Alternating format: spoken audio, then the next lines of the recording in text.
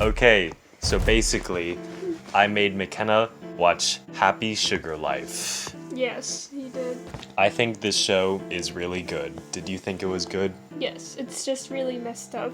So it is like supposed to be a horror show, right? Yes. Its genre is psychological horror. Did you think it scared you, or at least Yes. spooked you sometimes? Well, like, I wasn't, like, scared like how I am of, like, I don't want to say the name on the internet because then I might actually get, like, attacked. But, like, it didn't scare me like that. But it definitely was, like, spooky. Yeah, a lot of the good horror anime, like this show, Higurashi, and Shiki, you don't know what those are, but No. those shows are really good at getting into your head Yeah. and spooking you out there. It mostly just scared me because, like, I felt bad for a lot of the characters in it. But there's also some really tense scenes in it that I like. And That you like. yeah, because they're tense and spooky. I found this show because I got recommended a video on YouTube that said Happy Sugar Life is terrifying. And I had never heard of this show, and I was like, what? What is this? And I watched like the first 10 seconds of the video, and I was like, that premise is amazing. I'm gonna watch this show. It's probably because you saw that the main character had pink hair. Maybe. You're starting to admit it. Yeah, so I think something... Wait, this is like kind of off topic, but speaking of pink-haired girls, are you more excited to watch this show that I'm watching right now because you saw the pink-haired girl? You know you are! You know you are! I saw your face when you walked upstairs and you saw a pink-haired girl on the screen. Chris likes pink-haired girls. Okay. Anyways. You know you are, admit it. Anyways. Anyway. I think something that perfectly represents, like, what this show is Oh yeah, we're talking about Happy Sugar Life. Yeah. Something that perfectly represents what Happy Sugar Life is the opening to Happy Sugar Life. It does, and, yeah. You don't really watch openings a lot. Like, we watched the opening for the show like twice. I watched it the first time on the first episode, but other than that, I only watched them when you forced me to watch them. Yeah, I didn't watch it a lot when I first watched the show because I wasn't that into openings. But this show's opening, I rediscovered it when I watched it with McKenna again, and I looked into it on YouTube, and I've realized how good of an opening it is. Because basically,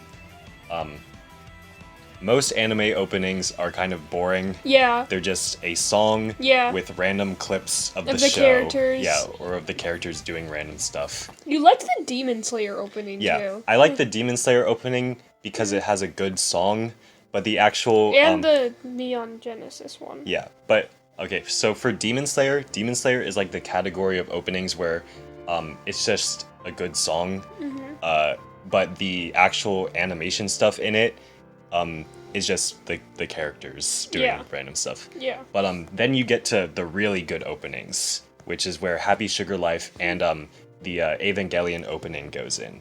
Because Evangelion has a really good song, and there's a bunch of really weird stuff in the opening if you really pay attention. Like, it has like text flashing up randomly on the screen, and there's one frame of like Shinji's robot with blood on its hand. That it's happens? Like, yeah, it's in the opening for like half a second. The only thing I have in my mind about that opening is the song, and then Shinji just like moving his head, like swinging it upwards.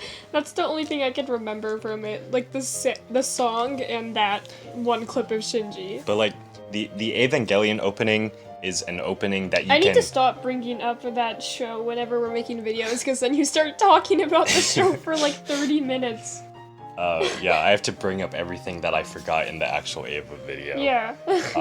But that opening is an opening that you would analyze to just see what every frame of it is. You would know. But Happy Sugar Life's opening is another one of those openings where you can just see what the show is about through the opening, because it has this it starts out like really glittery and cute, the melody. Yeah, like Happy Sugar Life. Yes, the melody is very it's just cute, but then it transitions into the there's like a guitar riff on like really harsh guitars, and the melody by itself wouldn't sound so creepy, but because it's on those instruments, it just makes it sound like it's unsettling. You know something I've realized from Neon Genesis and Happy Sugar Life? What? Is it possible for really anybody to be completely like sane or not have at least one mental health issue?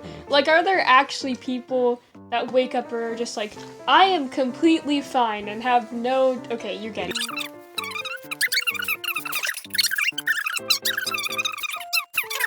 I have not found anyone like that. But anyways, back to Happy Sugar Life's No, opening. but that was about Happy Sugar Life. Because it brings like that out, you know? Yeah.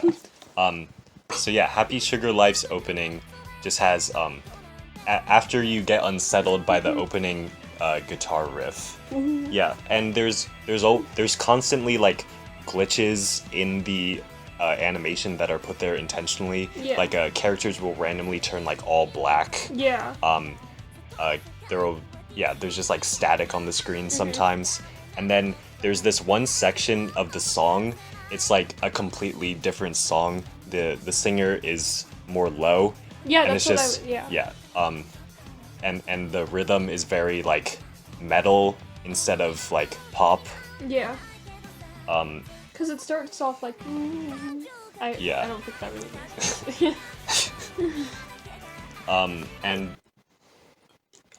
there's also a bunch of like metaphors in it, even in the cute parts. Like there's one where Sato puts her head on top of Shio, and she sings part of the song, and that represents like her power over Shio or something. There's also one where Shio is dancing, but you can see hands that are like bigger than Shio's body, controlling her. That's terrifying. Yeah.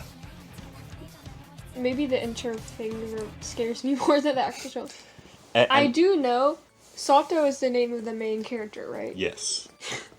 This always happens after we watch TV shows for the first time. I'm always like, Chris, this is the name of this character, right? Okay, but I do know that I'd literally let her destroy me. I said this while we watched the show. I would let her gouge my eyeballs out. I would. Like, I'm mixed between running if I saw her or begging her to gouge my eye. Okay. Anyways, keep on talking about other stuff. One more thing about the opening was that in that really tense section of the music, it also shows the characters, all of them have their faces all black, and they're like saying, they're like lip syncing to the song. Wow. It's really creepy because that part of the song is creepy, and it just shows all the characters saying the words to it. Well, I'm glad I didn't watch the intro. It's definitely like one of the best openings I've seen. Scary. Because it perfectly represents the show. Because perfectly. It starts out cute, it seems cute on the outside, but when you really actually watch it, you know how dark and scary it is. You know what really is dark and scary? What? The background. Yeah.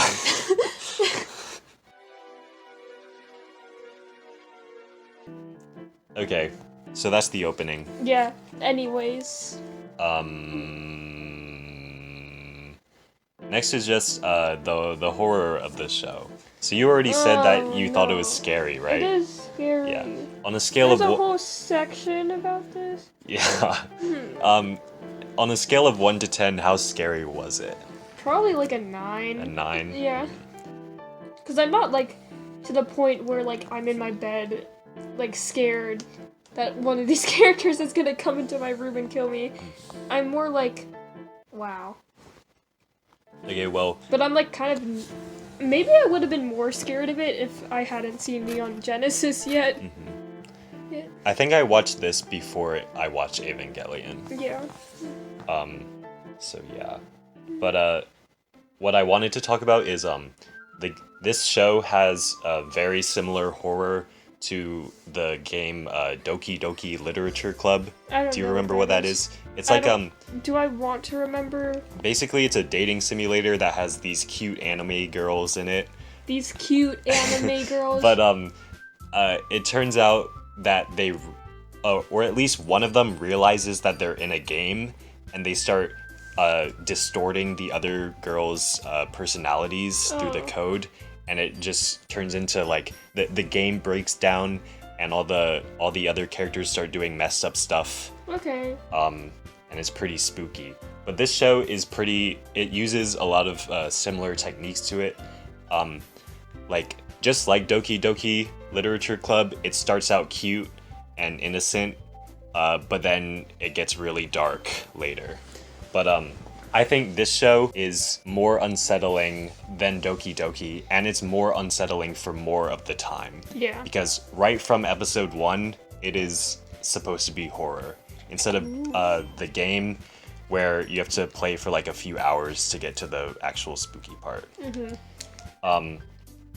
But it uses a lot of the same stuff that the game does, like there's random distorted lines in the background and scribbles and stuff. Scribbles. Like for example, Shio's mom has all those scribbly lines over her face. That's exactly what I was just thinking. Yeah, until Shio remembers who she is. And then also, there's this one section of animation that repeats a lot in the show, where it's like a black background with a bunch of white scattered scribbles all over it, and it just repeats. It's kind of like static, and it's pretty spooky. There's also random flashes of people's past, like I already said, Shio's mom, and Sato's aunt is also really spooky in these flashbacks when she's just talking about love to little Sato, and her voice is distorted. They use voice distortion a lot in this show, and characters' eyes will like glow and stuff. I like when characters' eyes glow. It reminds me of Death Note. But in here it's spooky. Remember when I didn't... It was spooky in Death Note. Okay, remember when I didn't understand that, like, it was, like, a metaphor in Death Note? And, like, I was just like, is his eyes turning red? And then you were like, no. It's like when people think the water and stuff in Demon Slayer is real. Yeah. Anyways, back to Happy Sugar Life. We get really off topic, or at least I do, but usually I don't. I mean, usually I do, and what I'm trying to say is usually you don't get off topic, but you're getting off topic in this video, okay. That's what I have to say about the just techniques of horror in this. The techniques of horror. They all work really well together to just make it spookier. Because if you didn't have all the random flashes of the past and the distorted lines and distorted voices, then I don't think it would have been nearly as scary as it is. But all of those add more spookiness to the show. I'll make it all come on top true. Of what's actually happening. Sorry, I just started singing this song. So the start of the show, I didn't write any notes about it. They're all just like pretty solid. Like the episode where she talks with her manager and she's recording the conversation. I forgot about that, but now I remember. I really liked that scene when I first watched it. I liked the scene where she was like, "No, you're going to pay me." Yeah. Yeah. She really went off on the manager. And then the next episode is the one with the teacher, which is that's when I started being like, okay, this is what this show's gonna be about. It's gonna be about love, okay? Because the manager talked about her kingdom of love or something, and the teacher was like, yes, this is how I get love, by messing around with high school girls. Depending on how, like, judging on how the show had been for the past few episodes, I wasn't sure if she was gonna turn him down or not. Like, I thought she was gonna, yeah. I just wasn't sure. Cause, like, I don't know, that show was, like, confusing me at first.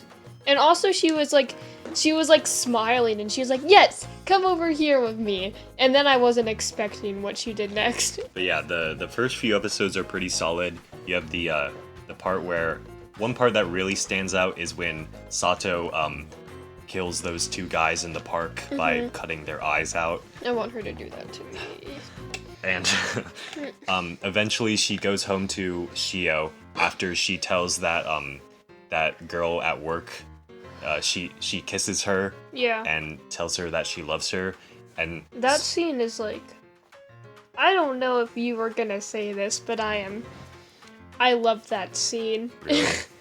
Yes. I thought it was pretty surprising what happened, but it leads into something really good that I'm going to talk about in a second. Okay, so like I was like, okay, so she was like, I am obsessed with you, and then out of nowhere they start. Well, it wasn't out of nowhere, but then they start making out, and then they're like, ooh, and then it's like leg, and I forgot how to breathe during that scene. That's another thing that I would like from okay. I like stuttered during the middle of that. Okay, so I'm wondering if you caught onto this. So after that scene with the girl in at work, Sato goes home to Shio, and she is like crying. Yeah. And she's apologizing to Shio about something. And when I first watched it, I was like, oh, is she actually gonna apologize to Shio that she murdered 2 people? No, I knew immediately that she was apologizing for kissing that girl. I was not expecting it. But I basically, Sato does not apologize for murder. She apologizes for telling someone else other than Shio that she loved them. Is it like a problem that I knew immediately what it was? Well, I watched the entire show in 2 days, so I probably saw the episode with the murder pretty more closely to that episode. So it was more in my mind than it was in yours. I was thinking more about the girls kissing. That could also play into it. Yeah. But towards like the middle of the series, there's 3 really good episodes in a row, which really bring the show up for me. What? So it starts with the episode where they go to the aunt's apartment, but it starts out with walking home with her friend Shoko, and they get over to the apartment, and there's police standing outside, and you're like, ooh, wow, they just caught Sato. Yeah. That whole time I was like, wow, this is it. It's really about to go down. And then this lady walked out and she was like, hello. Okay, and I was like, who are you? But before we get to that, okay, that scene which just has the police standing there and it goes on for like minutes is like really tense. Yeah. Because and the teacher just laughing in the background. Yeah, the teacher is just like behind the corner saying like, oh, she's gonna get caught. Oh, and that's what the audience is thinking. But then Sato... Also, she was really tense the whole time, so it seemed like that was gonna happen. Sato does some weird stuff. She drops her keys on the floor, and then she knocks twice on the door, and it makes this really echoey, metallic sound. I thought she was like... What was that? Why is she knocking on the door? Yeah. But then the door opens, the lights are off inside, and there's this, like you said, there's this lady. Yeah, I was so confused in that. And I recognized that it was her aunt. I thought that her aunt was gonna be dead. Yeah. Yeah. But I recognized it was her aunt from, like, the flashbacks. But even with that, at that moment, everyone is like, wait, her aunt's alive? Yeah, what? Who is this? Then who was in the bag? And that's exactly what the teacher says. So the teacher is basically the audience stand-in here, which is kind of strange. Yeah. But the entire scene in the aunt's apartment. I just dropped. I'll come. What's that song? It's like, back for you someday. I'm talking about the Gatorade cap. The entire scene in the aunt's apartment is like one of the spookiest things in the entire series. Even though the lights are off, the aunt is just so creepy. Yeah. Because she's smiling the entire time. She's like, yeah. And then she just like jumps on that police officer. The booby scene. She's like, I'll help you. Okay, I need to stop. But yeah, once that part is over, you really understand how Sato got messed up because she had to live with this woman for like Sorry, years. I'm thinking about boobs now. So the episode after the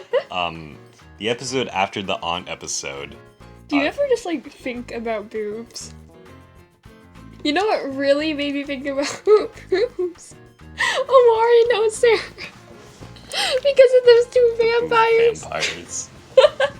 This is very relevant to the video. Yeah. The aunt episode is like the tensest episode. Yes, the aunt. That's what we were talking about. The aunt episode is like the tensest episode in the series or the show, the season, the one or season. just like any scene that she's in, other than the scene where like she's joking and she's like driving a car really fast or something. Yeah, all the scenes with the aunt are like really good, spooky. Do you remember when she was like, "Oh, you're her aunt," and then Sato was like, "She'll be," she's kind of weird. Like she's kind of weird. Okay. But yeah, after the aunt episode, which was like the scariest episode so far in the series, you get the episode with the painter guy, which is like the backstory of how Sato. That was really cool. Like the way that they didn't show his face. Like they just showed like the like a frequency. Yeah. So that episode I really like just because it's like the style of it is so weird. Like as you said, it's from a first person view of the guy. You like you see him nodding and stuff with the camera. Even though like I forgot what he did, but I'm pretty sure he did something that made him seem like he was in the wrong. I don't know. But like it made me sad when he said like I regretted not seeing her in the end or something like that. Like yeah, but that episode is completely, or I think it's just the first part of the episode maybe. I don't actually remember. But it's from his first person's perspective. But you don't actually hear him say anything. It just shows the frequency lines. But you understand what he's saying based on what Sato is saying. And it's pretty cool. And in the end, he sees Sato come in with Shio.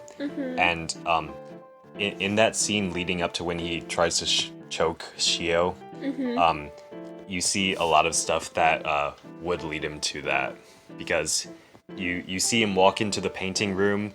The painting that he painted of Sato was knocked over on the floor because Sato just that shows that Sato stopped caring about this guy because she was so focused on Shio, she just knocked over the painting and didn't pick it back up. She was just caring after Shio.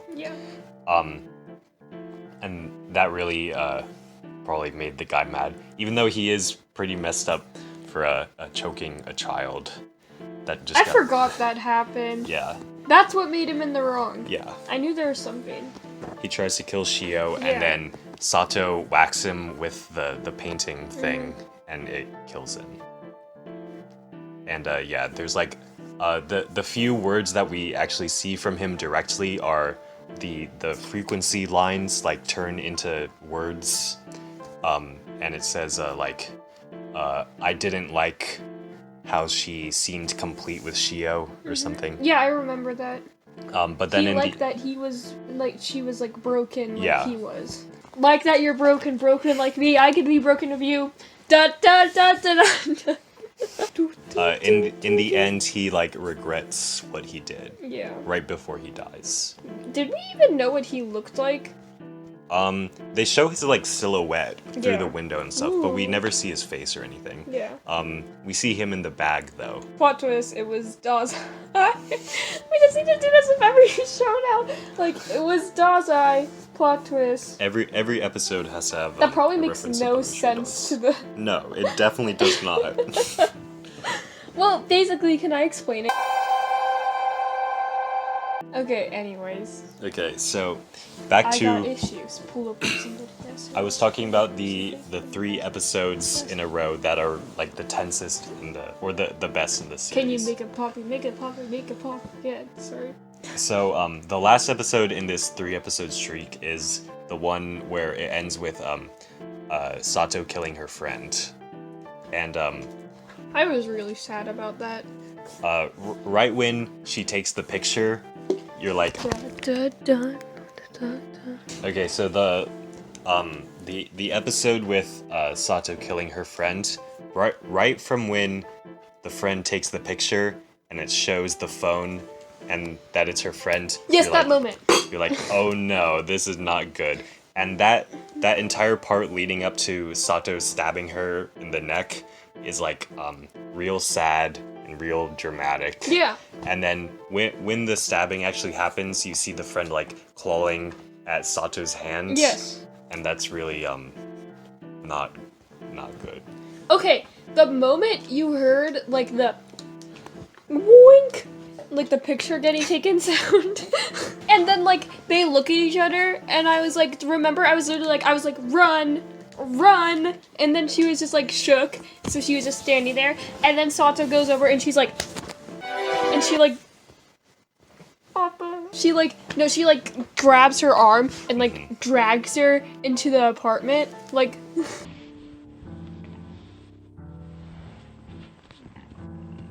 The only thing I don't like about that is they don't actually have the conversation in it. Yeah. They just have like, I think it's the aunt narrating over it, talking about like a bird dying. Yeah. Which is pretty artsy, but like I think I would rather have the actual conversation in it. But it's still really cool. It's still a really cool scene. It still has all the drama in it. And you still hear like the most important part of the conversation where Shoko tries to like get Sato to be a normal person. But it doesn't work out. She gets stabbed.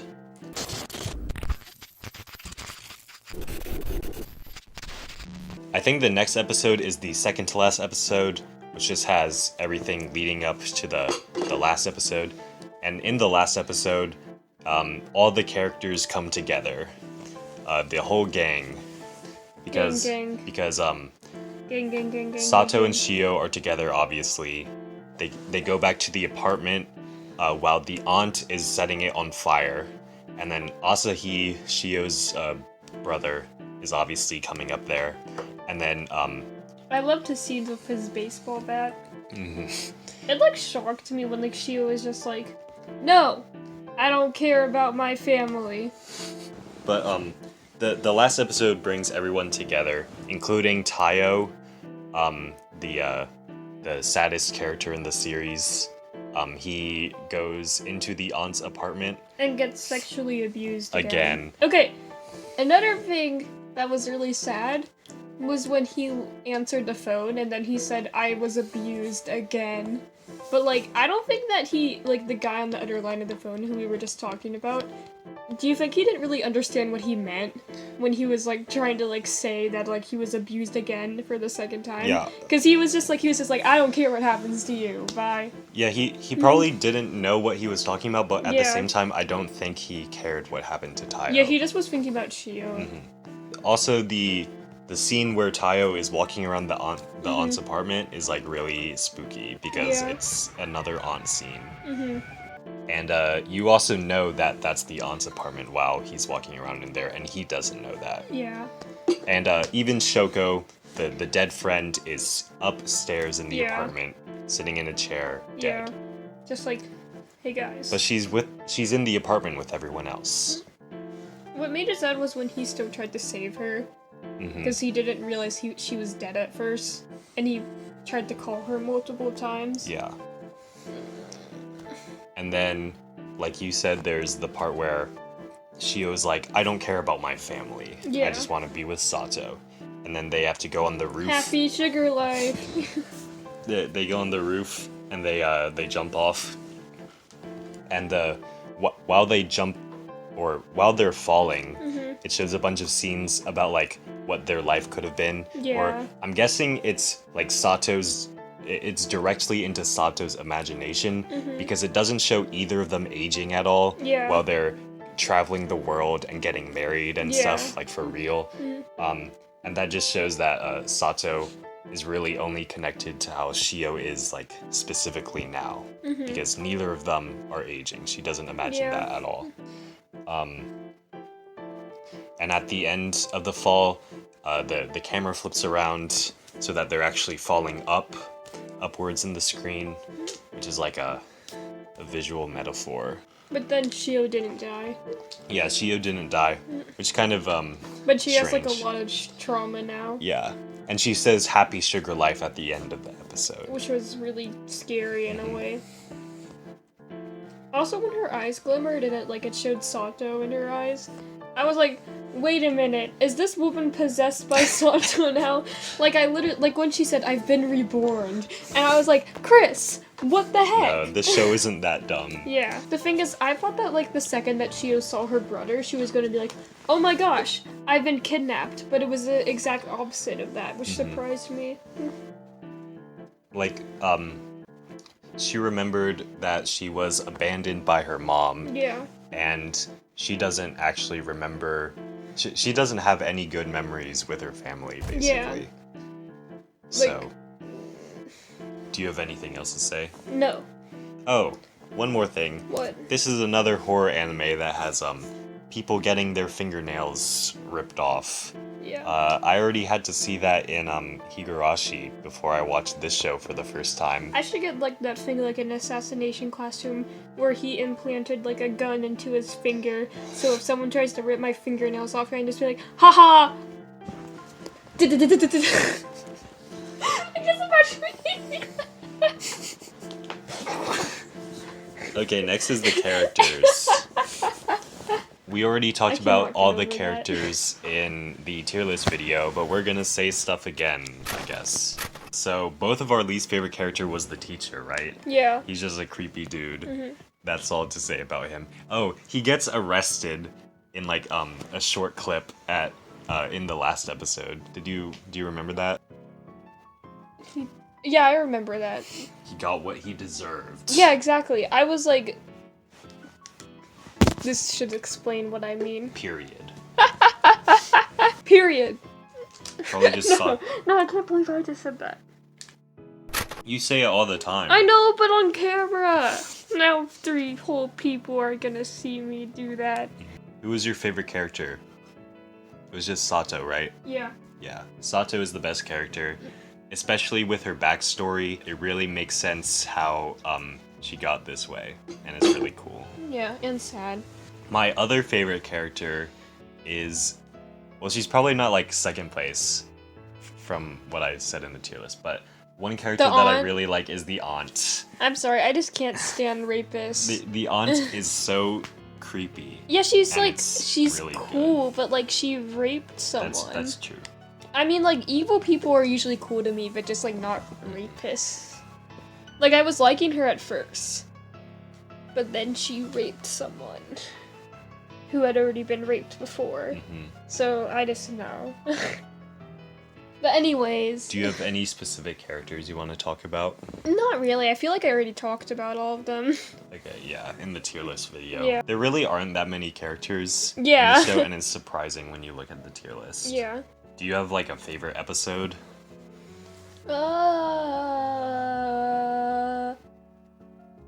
No, but I have a favorite moment. Actually, no, the last episode is probably my favorite episode.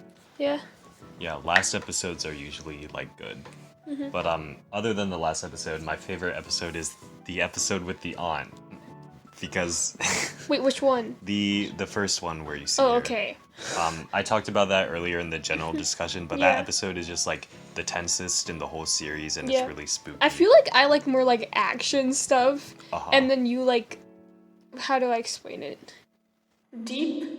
I don't know. Sure. Interesting? I don't know how to explain it.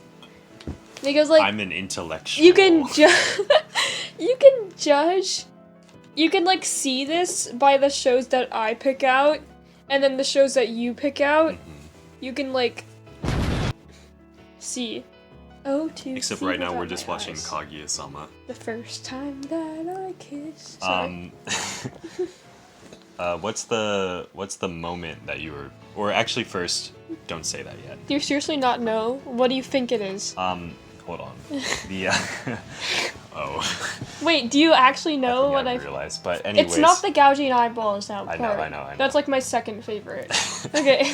I think I don't know if I could say like an episode that I hate the most, but the one that feels the worst when you're watching it just straight through is like the second to last episode, because that's like eerie. That's well, it's right after the 3 episodes that I talked about, which are just like it's just like a streak of really good episodes. But then in the second to last episode, it gets like really slow and there's not much happening. It's just like Sato, Shio, and the aunt go shopping for like gasoline and stuff.